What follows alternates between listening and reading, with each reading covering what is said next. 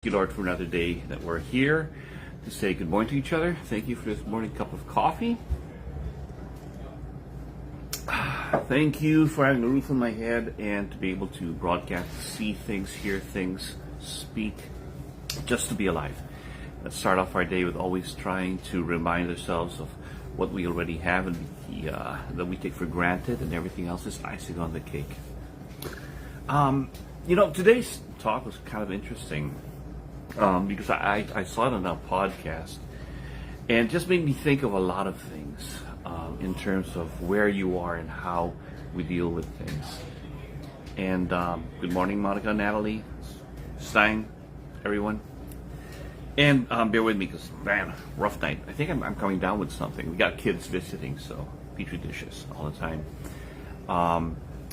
But the idea came to me when I heard that the way people treat us is the way they view us. The way you let people treat you is the way you view yourself. Interesting. I really thought about that. And then came to think, how did this apply to people I knew in my life? I knew these two brothers that that's why it's like, wow, this reminds me of my titos, my uncles, right? We call them uncles, because they look alike from each other. Disheveled kind of, they like long hair, really big, goatee style mustache, and they grunge dress all the time as brothers. One fell on hard times, super nice guy. But when you see him, we found him homeless, disheveled all the time, not successful, always had a hard time with life, surviving. His brother does very well, beautiful home, organized, everything else, considered wealthy, but they look almost exactly alike. His brother still has that crushy long hair and a disheveled look. It was like, here are both guys, t-shirt, jeans. One day they both look disheveled, but one, the only reason when you really know them is like, but he doesn't do as well as this guy. What's the difference? And that's why I thought about that. This guy here, sweetest guy and everything else, not doing so well. He always lets people step on him all the time. And it's okay. It's okay to hurt him. It's okay not to be good by him. It's okay that his brother doesn't put up with crap for nothing. Yet they look exactly alike, but they live because of how they view yourself. This guy don't put up with crap. You don't do that to him. You don't do that to me. You don't do that to my brother. You do it. So he stands up for himself. He has that much confidence in himself. Nobody will disrespect him, ever. The other guy, it's okay. That's why everybody goes, oh, he's so nice, but let's take advantage of him because he doesn't fight back. This guy's just a jerk, period. Isn't that interesting?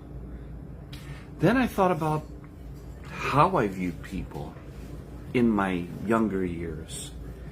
And I mentioned this before as an angry kid, as a kid with issues. I was a bully. And the kids I bullied, because a bully is a coward, basically. I was a coward in my insecurities, but I lashed on. I wanted to fight all the time. I had to get my anger out of me. But I was smart. You just don't fight anybody. As a predator bully, you got to get a prey that doesn't fight back. Does not fight back. So I bullied those who I knew would not fight back. Because those that I fought or bullied, they didn't fight or care about themselves or to stand up for themselves.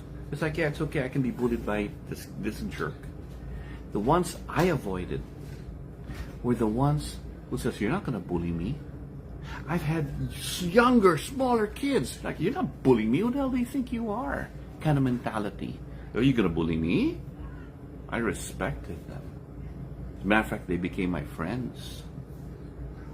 So I took that mentality. Obviously, this is like the kids' world, right? And it just saddened me because of those angry years of going back and lamenting, thinking about that. Yeah, because it was my bullability test.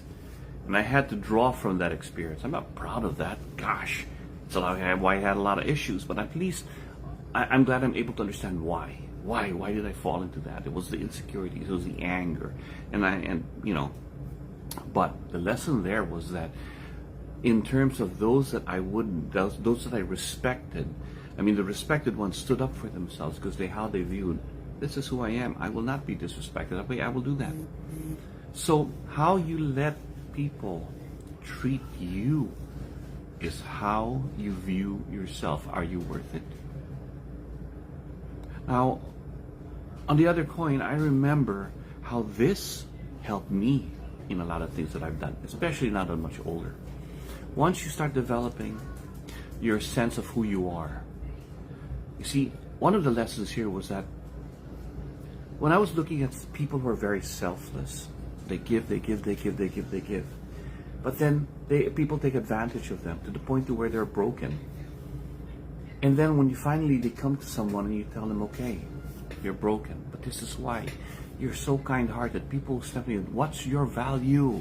You don't value yourself. You're letting everyone do this to you because you're nice. For once, be nice to yourself. And they did. They thought, you know what? I do have value. You know what? I can't be myself of nice and everything else if I let them stand on me. And because of that, they turned their life around. They started having a sense of value. No, they stood up for themselves. And once they started standing up for themselves, people started to view them differently, especially the ones who took advantage of them or used them. That kindness at first was, of course, they resisted. You're changing. Who the hell are you? And everything. But then later on, no, because they knew who this person was. There was somebody that they love, who's a great person. But because they just started standing for themselves, all of a sudden, the taking advantage of, or the goodness and everything else, it was now, we respect them. There's value in them because they believe in themselves. It goes back to this thing, if you don't believe in yourself, how do you expect others to believe in you? If you don't treat yourself well, how do you expect others to treat you well?